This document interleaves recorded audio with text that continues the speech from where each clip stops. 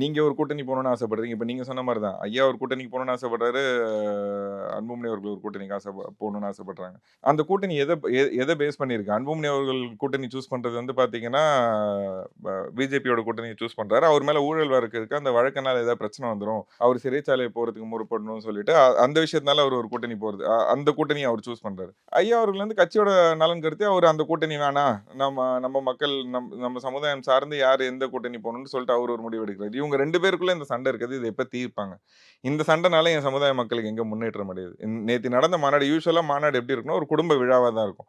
ஆனா நேத்து நடந்த மாநாடு பார்த்தீங்கன்னா, அது மருத்துவர் அவர்களோட குடும்ப விழா மாரி தான் இருந்ததே தவிர, என் சமுதாயத்தோட குடும்ப விழா மாரி இல்ல. பட் அவங்க முன்னின்று அந்த ஏற்பாடுகள்லாம் கவனிச்சுட்டு இருந்தாங்க. அவங்க ஃபேமிலி அவங்க சார்பா ஃபேமிலி வந்து மட்டும் தானே இருந்தாங்க. அப்ப இந்த சமுதாயத்துல யாருமே அந்த மாநாடு முழுக்க முழுக்க அவங்க குடும்ப செலவுலேருந்து பண்ணாங்களா? மாநாடு நடத்தணும்னு மொ உழைச்சவங்க எத்தனையோ பேர் இருக்காங்க. அவங்கலாம் எதுவும் அங்கீகாரம் படுத்தவே இல்லங்க. இவங்க குடும்பம் மட்டும் தான் மேல இருந்தது. கட்சியோட உண்மை நிலவரத்த ஐயா ஜி.கே. மணி அவர்கள் சொன்னாரு. மாவீரன் இருந்த வரைக்கும் இந்த கட்சிக்கு மாநில அங்கீகாரம் இருந்தது. இப்ப ஸ்டேட் ரெகக்னைஸ் பார்ட்டி கூட இல்ல. மாவீரன் மறைவுக்கு அப்புறம் ஸ்டேட் ரெகக்னிஷன் பார்ட்டி கூட இல்லன்னு. காடிவெட்டியார் அவர்கள் இருக்கும்போது 6% வாக்கு தமிழகம் முழுவதும் இருந்தது.